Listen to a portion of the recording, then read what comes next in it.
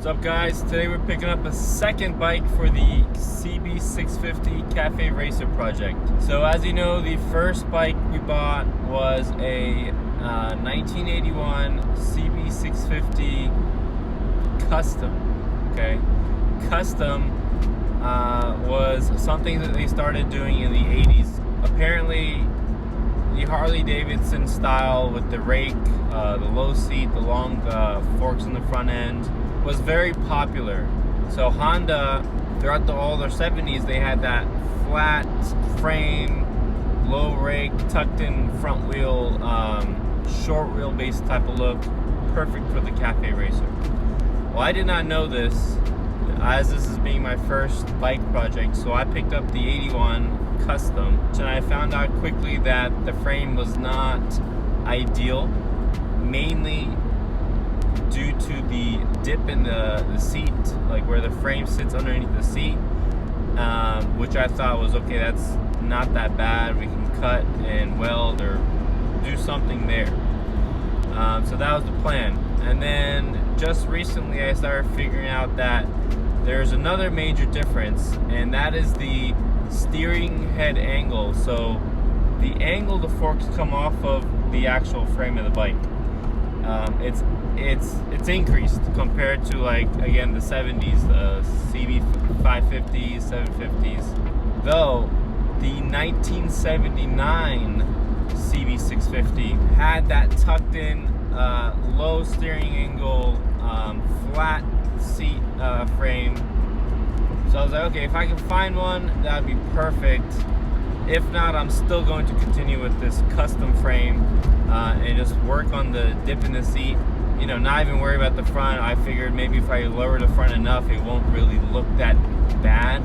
But then I saw pictures of people using the custom frame, and the front wheel just sits way too far out in relation to the actual frame and where the engine sits. So it has that Harley look, and I don't want a Harley look. I want a really nice flat Cafe Racer look.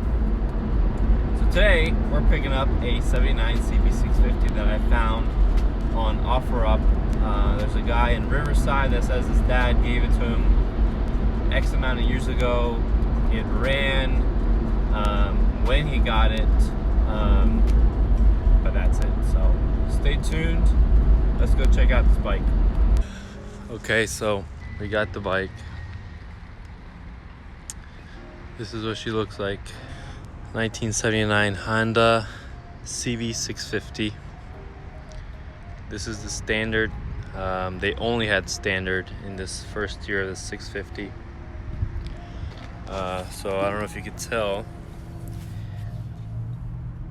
You probably can't, but the frame is flat. Once we get in the garage, I can show you more. So flat frame, lower steering angle, older carbs, which are supposedly easier to tune and jet. But yeah, let's take her home. All right, we're on our way back to the garage. We got the bike in the back. Deal went great. So I got the bike from Riverside. This guy had a huge 1 acre lot and like a shed out back with so many car projects, and he had another Cafe Racer Honda CX with the V motor. I don't really know much about those. Really cool guy. We made a good deal on the bike. It was his uncle's daily driver, and it was parked 10 years ago. And supposedly he ran the bike, turned off the valve from the gas tank so that the carbs didn't have any gas sitting in them, so they wouldn't gunk up. I didn't want to take the risk, so I didn't turn on the bike. I'm gonna have to take the carbs off, clean them out, and then throw them back on to see if the bike or the motor is actually good. From there, we'll start stripping the whole frame down, taking all the accessories off, wheels, forks, seat, all the electronics and wiring harness, and then we'll compare what I can use, what I can't use in terms of parts I had already bought for the 81 or from the 81. With the 81, I'm just gonna put it back together and make it like a quick cafe, like nothing crazy. I'm not gonna do any welding. Not gonna touch the dip in the seat. I do have shorter forks, so I could fix the look a little bit and sell that one, and then this will be the real cafe racer project for Empire Garage. So yeah, 1979 Honda CB650.